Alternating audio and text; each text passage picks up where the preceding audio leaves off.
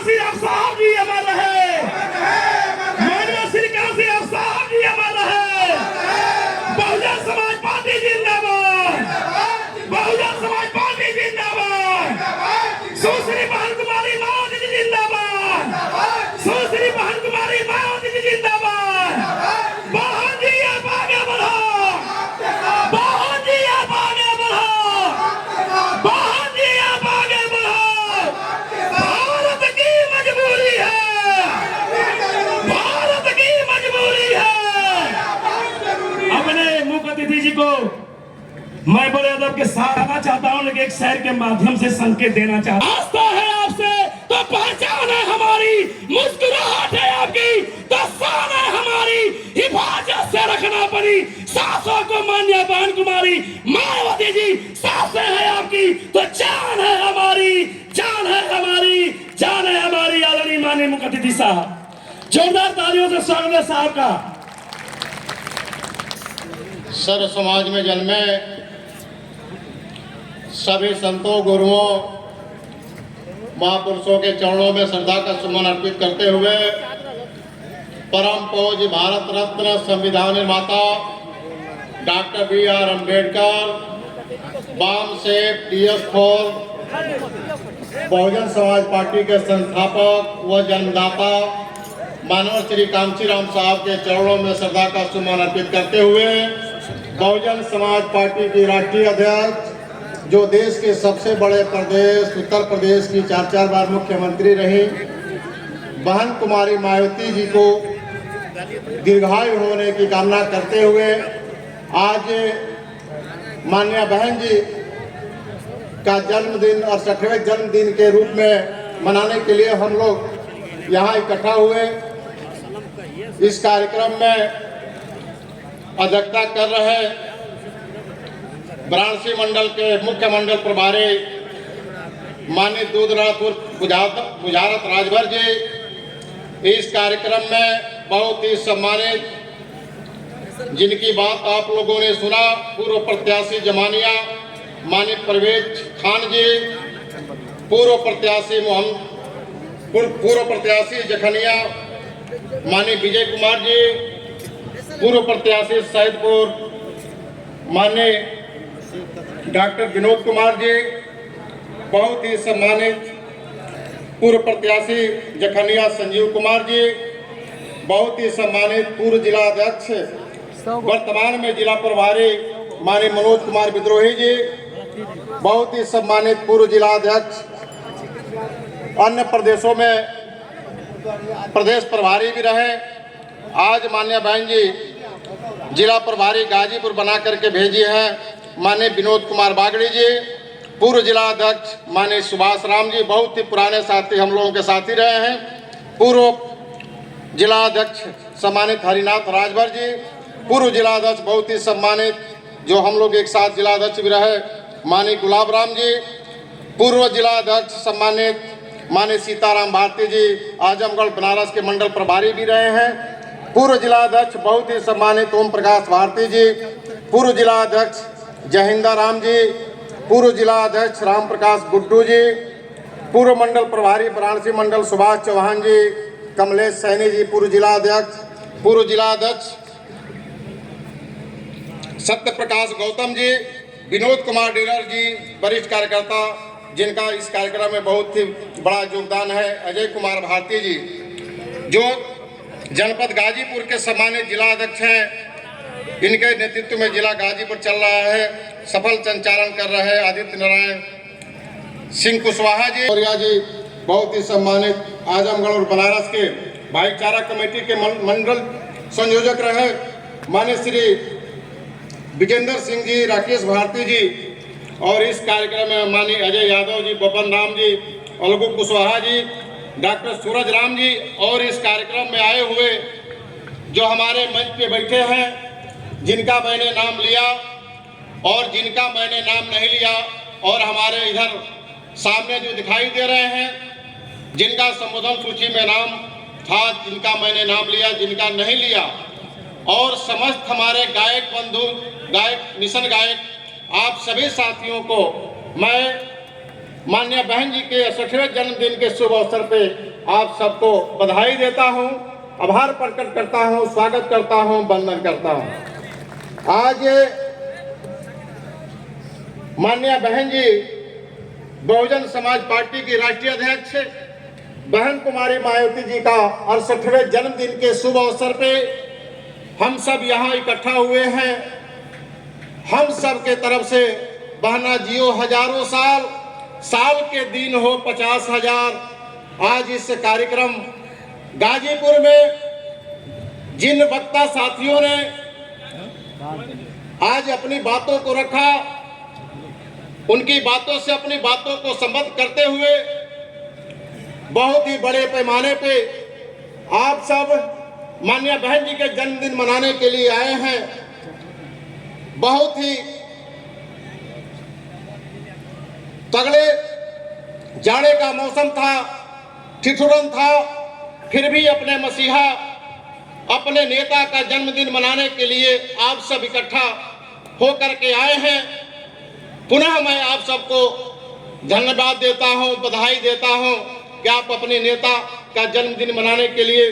और मैं ये भी चाहता हूं कि जब तक कार्यक्रम की समापन न हो जाए तब तक आप सभी साथी यहाँ बैठे रहेंगे। सम्मानित साथियों, आज जो हम सब यहाँ इकट्ठा हुए हैं, यदि बाबा साहब डॉक्टर B.R. अम्बेडकर यदि इस धरती पे नहीं आए होते और बाबा साहब डॉक्टर B.R. अम्बेडकर यदि एक वोट देने का अधिकार यदि हम लोगों को नहीं दिए होते तो शायद हम लोग इतने जाड़े के मौसम में यहाँ इकट्ठा होकर के हम लोग इकट्ठा नहीं हो पाते। लेकिन बाबा साहब डॉक्टर B.R. अम्बेडकर संविधान बनाते समय संविधान में जो हमें एक वोट देने का अधिकार दिया, जो हमें कानूनी अधिकार दिया, जो हमें SC ST OBC को संविधान में आरक्षण का प्रावधान दिया, कानूनी अधिकार दिया, इस देश का सुंदर संविधान बाबा साहब डॉक्टर B.R. अम्बेडकर जी ने जो हमें बना करके दिया, जिस संविधान के बदौलत यह देश चलता है, उनके बनाए हुए संविधान से यह देश चलता है। और सम्मानित साथियों, हम लोग बहुत ही आसानी से कह लेते हैं कि बाबा साहब डॉक्टर B.R. अम्बेडकर बहुत ही आसानी से संविधान बना करके देने का काम किए। मैं कहना चाहता हूं, जिनके बदौलत आज हमें यहाँ बोलने की आजादी मिला है, आप सबको सुनने का आजादी मिला है, मंच मिला है, माइक मिला है और टेंट में हम लोग बोल रहे हैं। यदि शायद बाबा साहब डॉक्टर B.R. अम्बेडकर सुंदर संविधान नहीं दिए होते, धर्मनिरपेक्षता के आधार पर संविधान नहीं बना होता, पवित्र अम्बेडकर जो संविधान नहीं बना होता तो हम लोग यहाँ नहीं इकट्ठा होते। निश्चित ही मैं कहना चाहता हूँ कि बाबा साहब डॉक्टर B.R. अम्बेडकर के दिए हुए संविधान को लोगों ने नहीं पालन कर रहे हैं। बाबा साहब डॉक्टर B.R. अम्बेडकर का जन्म 14 अप्रैल 1891 को हुआ और उनका देहांत 6 दिसंबर 1956 को हो गया। मित्रों, बाबा साहब डॉक्टर B.R. अम्बेडकर के मृत्यु के बाद 30 वर्षों तक इस संविधान को कोई भी लागू कराने वाला नहीं था। जो सुंदर संविधान दिए थे, उस सुंदर संविधान को कोई भी नेता, क्योंकि उस समय कांग्रेस की सरकार थी और कांग्रेस के मंत्रिमंडल में SC और ST OBC के लोग मंत्री हुआ करते थे। लेकिन जो बाबा साहब डॉक्टर B.R. अम्बेडकर जी बहुत ही कड़े संघर्षों से जो हमें संविधान देने का काम किए, तो निश्चित ही 30 वर्षों तक उस संविधान को किसी भी लोगों ने उसे आगे बढ़ाने का काम नहीं किया। मित्रों, 30 वर्षों के बाद 15 मार्च 1934 को मानव श्री कांशीराम साहब का जन्म होता है और मानव श्री कांशीराम साहब 22 वर्ष की अवस्था में BSc पास करते हैं और BSc पास करने के बाद उनको DRDO विभाग में अनुसंधान केंद्र में उनको वैज्ञानिक के पद पे, एक अधिकारी के पद पे नौकरी मिलती है। मित्रों, मानव श्री कांशीराम साहब 6 वर्ष अपने करावे में अपने विभाग में नौकरी किए। उनके विभाग में एक घटना घटी। घटना क्या घटी? जो बाबा साहब डॉक्टर B.R. अम्बेडकर और बुद्ध जयंती की छुट्टी होती है, उस समय की जो सरकारें थी उस छुट्टी को समाप्त कर दिया था।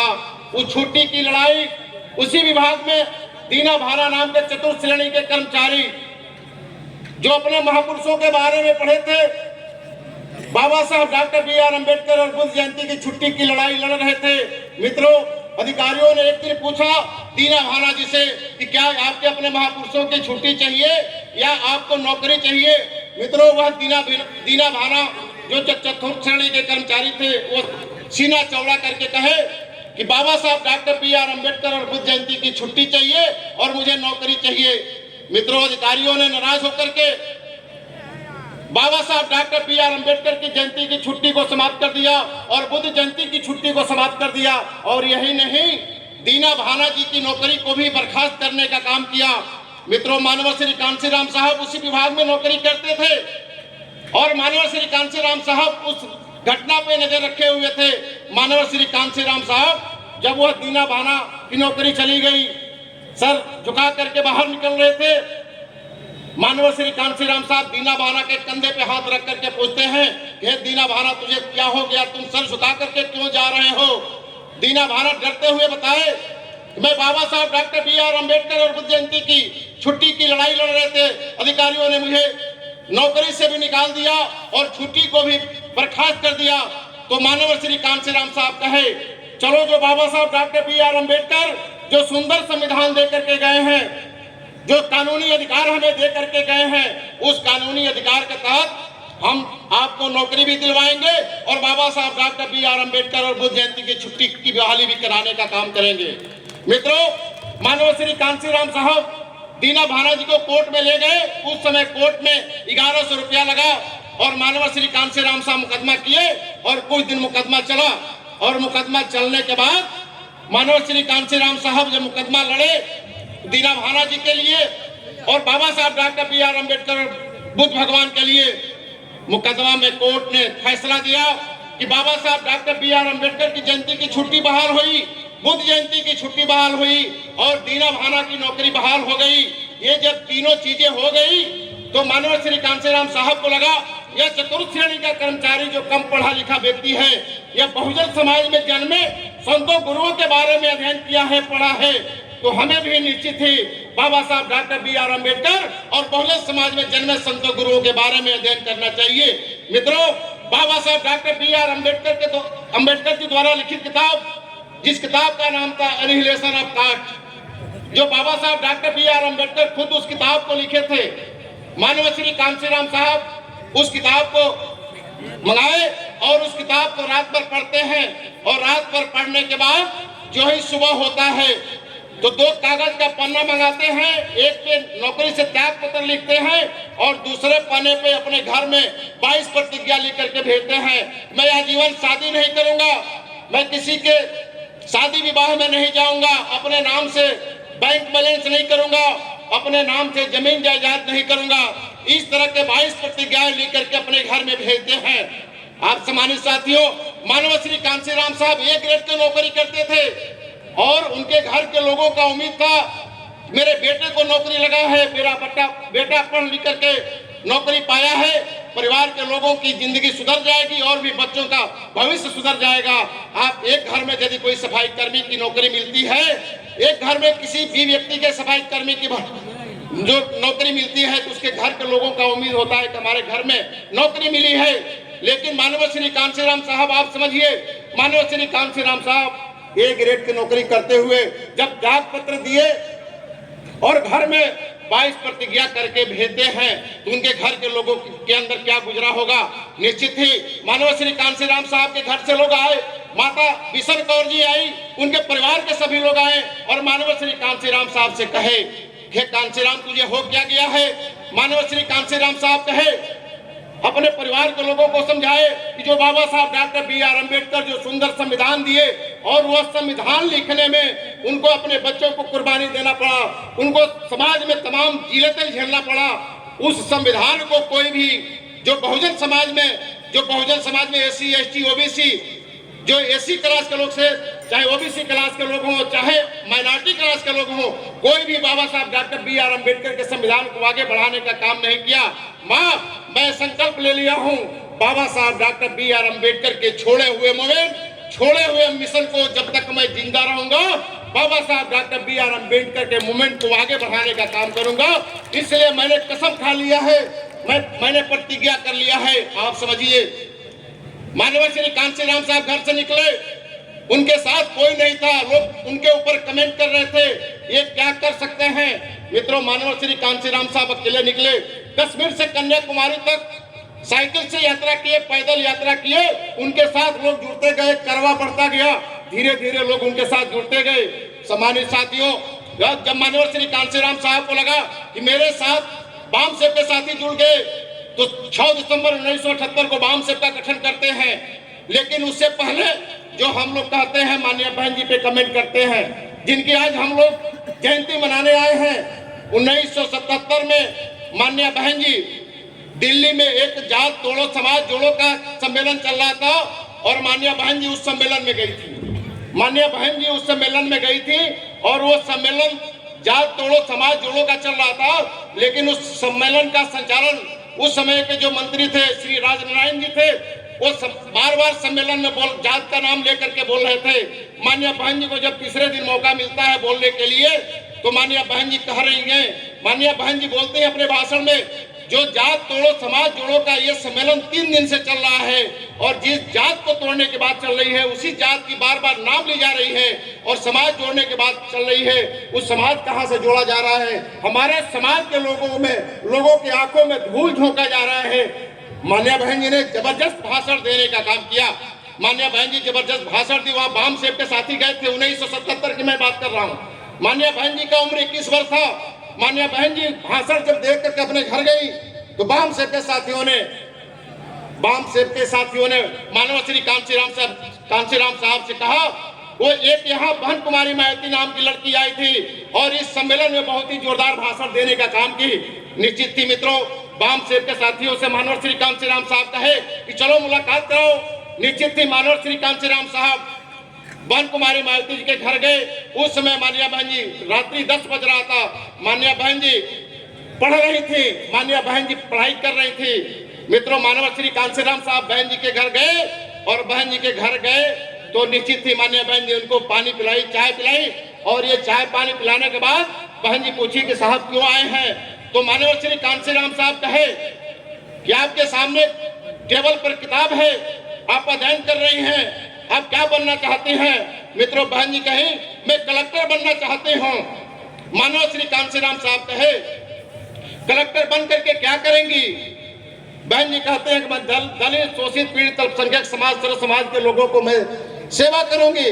तो माननीय श्री कांशीराम साहब कहते हैं कि जिस देश और जिस प्रदेश में जिसकी भी सरकार होती है, जिस देश और जिस प्रदेश में जिसकी भी सरकार होती है और जो देश के जो जिसकी सरकार होती है वो योजना बनाता है और उसकी योजना को देश और प्रदेश में जो अधिकारी होते हैं उस योजना को अधिकारियों को मानना पड़ता है। इसलिए आप कलेक्टर बन करके भी आप कुछ नहीं कर सकती हैं, इसलिए कि जिसकी भी सरकार होगी सरकार के इशारे पे आपको काम करना पड़ेगा। इसलिए आप कलेक्टर बन करके अपने समाज की सेवा नहीं कर सकती हैं। मैं चाहता हूं, माननीय श्री कांशीराम साहब कहते हैं कि मैं चाहता हूं आपको इस देश का बड़ा नेता बनाऊं, देश और प्रदेश का बड़ा नेता बनाऊं कि अधिकारी फाइल लेकर के आपके पीछे सामने खड़ा रहे और पूछे कि बहन जी हमें करना क्या है, बहन जी हमें करना क्या है।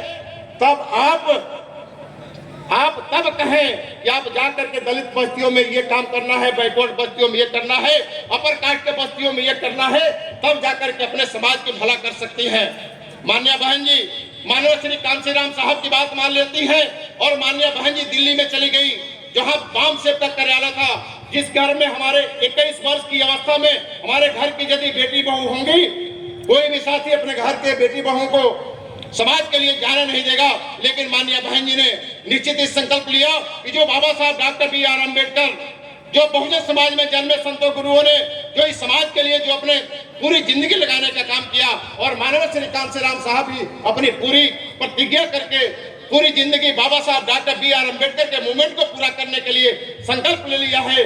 तो निश्चित ही माननीय बहन जी चली गई और निश्चित ही माननीय श्री कांशीराम साहब और माननीय बहन जी गाँव में जाकर के जहाँ औरतों को इकट्ठा करके जहां बैठने का स्थान नहीं होता था नीचे जमीन पे बैठ करके माननीय बहन जी बाबा साहब डॉक्टर B.R. अम्बेडकर और बहुजन समाज में जन्मे संतों गुरुओं के जो संघर्ष था माननीय बहन जी बताने का काम करने लगी। उधर मानव श्री कांसीराम साहब बताने का काम करने लगे। निश्चित थी 6 दिसंबर 1978 को दोनों लोगों ने मिलकर के वाम सेना का गठन किया और 6 दिसंबर 1981 को DS4 का गठन हुआ और 14 अप्रैल 1984 को बहुजन समाज पार्टी का गठन मानव श्री कांसीराम साहब जी ने करने का काम किया। और निश्चित ही मैं कहना चाहता हूं, जब पहली बार सरकार बनी, किसी भी साथी को जानकारी नहीं था, किसी भी साथी को जानकारी नहीं था कि बहुजन समाज पार्टी की सरकार बनने जा रही है। पहली बार जब सरकार बनी उस समय मानव श्री कांसीराम साहब जिंदा थे और मानव श्री कांसीराम साहब हम सबके मसीहा, हम सबके भगवान जो हम लोग कहते हैं, मानव श्री कांसीराम साहब बहन जी को कहे थे कि मैं चाहता हूं कि आपको इस देश और प्रदेश का बड़ा हुक्मरान बनाऊं। मानव श्री कांसीराम साहब बहन जी से वादा किए थे और जब पहली बार बहन कुमारी माइती जब इस उत्तर प्रदेश, जो देश का सबसे बड़ा प्रदेश उत्तर प्रदेश है, बहन कुमारी माइती जी जब इस प्रदेश का मुख्यमंत्री बनी तो निश्चित ही मानव श्री कांसीराम साहब जो कहे थे, मानव श्री कांसीराम साहब जी ने करके दिखाने का काम किया। और मानव श्री कांसीराम साहब कहे थे, अधिकारी आपके सामने फाइल लेकर खड़ा रहेगा तब जाकर के अपने समाज का भला कर सकती हैं। जब पहली बार सरकार बनी, दूसरी बार सरकार बनी, तीसरी बार सरकार बनी, किसी को भी पता नहीं था कि बहुजन समाज पार्टी की सरकार बनने जा रही है, किसी को पता नहीं था। चौथी बार बनी उस समय भी किसी को पता नहीं था, लेकिन 2007 में बहुजन समाज पार्टी की जब सरकार बनी, मानव श्री कांसीराम साहब जी ने जो वादा किया, बहुजन समाज पार्टी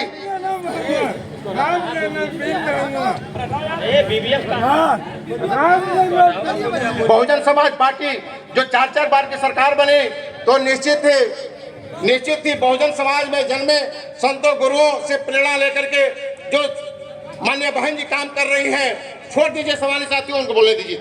सामान्य साथियों, हमें निश्चित ही माननीय बहन जी के जो कार्यकाल है 4 बार का, निश्चित ही मैं कहना चाहता हूं, बहन कुमारी माइती जी जब 2007 से 2012 तक मुख्यमंत्री रही तो निश्चित ही सर्व समाज के लोगों के लिए माननीय बहन जी ने तमाम योजना चलाने का काम किया।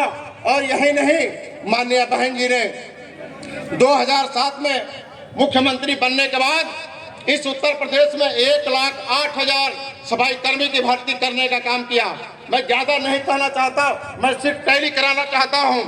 बहुजन समाज पार्टी की जब सरकार बनी तो माननीय बहन जी ने 1,08,000 सफाई कर्मी की भर्ती करने का काम किया और आज भारतीय जनता पार्टी की सरकार चल रही है।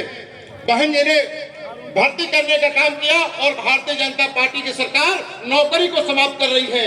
एक तरफ बहुजन समाज पार्टी की हमारे नेता, हम सबकी मसीहा जब बहन कुमारी माइती जी जब इस उत्तर प्रदेश की मुख्यमंत्री बनती हैं तो अम्बेडकर गांव का चयन होता है और दूसरी तरफ आज भारतीय जनता पार्टी के लोग हैं, आज भारतीय जनता पार्टी के लोग हैं, वो अम्बेडकर गांव के अम्बेडकर ग्राम सभा के तौर पे आदर्श ग्राम के नाम से उन्होंने चयन किया।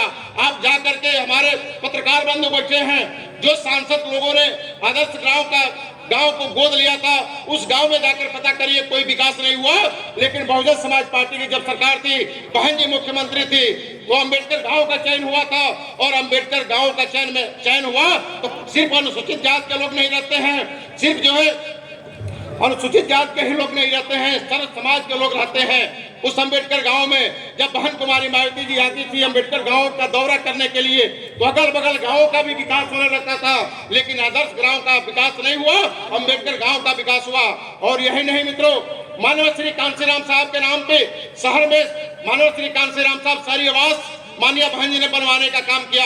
आज भारतीय जनता पार्टी उस योजना को समाप्त करने का काम कर रही है। मैं निश्चित ही कहना चाहता हूं सामान्य साथियों, जब मानव श्री कांसीराम साहब जब जिंदा थे, मानव श्री कांसीराम साहब जिंदा थे तो मानव श्री कांसीराम साहब 2001 में 15 दिसंबर 2001 में माननीय बहन जी को अपना उत्तराधिकारी बनाने का काम किए और माननीय बहन जी उत्तराधिकारी, एकमात्र उत्तराधिकारी बहन जी लक्ष्मण मेला पार्क में लाखों के भीड़ में माननीय बहन जी को मानव श्री कांसीराम से उत्तराधिकारी बनाने का काम किए।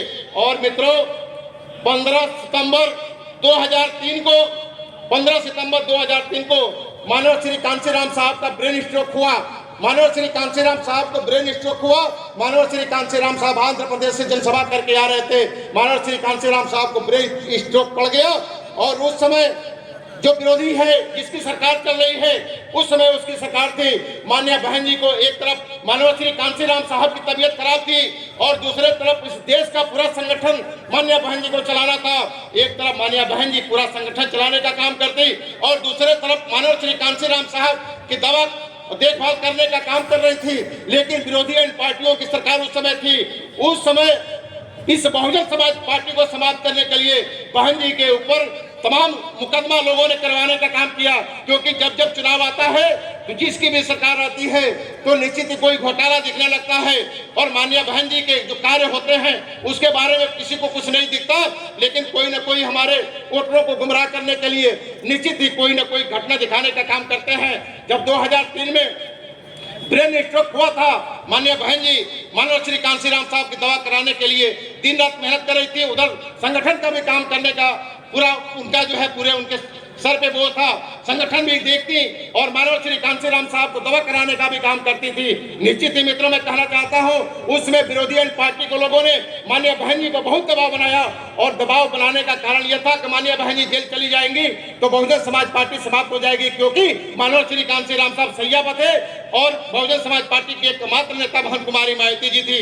लेकिन निश्चित ही हम सबकी मसीहा, हम सबकी नेता आयरन लेडी बहन कुमारी मायावती जी, जो हम सबको लेकर के जो इस देश को जो सुचारू रूप से बहुजन समाज के कामों को आगे बढ़ाने के लिए, करवा को आगे बढ़ाने के लिए बहुजन समाज पार्टी के जो हमारे जो उनका नारा है सर्व समाज के लिए, माननीय बहन जी पूरे इस देश में लड़ने का काम कर रही हैं। और यही नहीं मित्रों, जब बाबा साहब डॉक्टर B.R. अम्बेडकर जब संविधान लिख रहे थे उस समय भी हमारे जो ओबीसी के साथी इसमें बैठे हैं, उस समय भी विरोधियों ने नहीं चाहते थे कि ओबीसी के लोगों को आरक्षण मिले।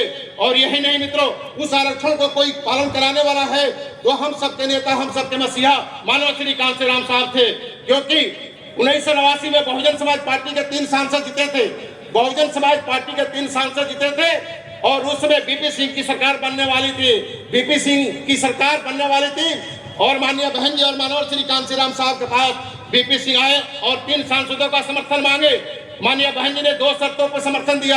एक तो बाबा साहब डॉक्टर B.R. अम्बेडकर को भारत रत्न से नवाजा जाए और दूसरा शर्त था कि मंडल कमीशन की रिपोर्ट को लागू किया जाए।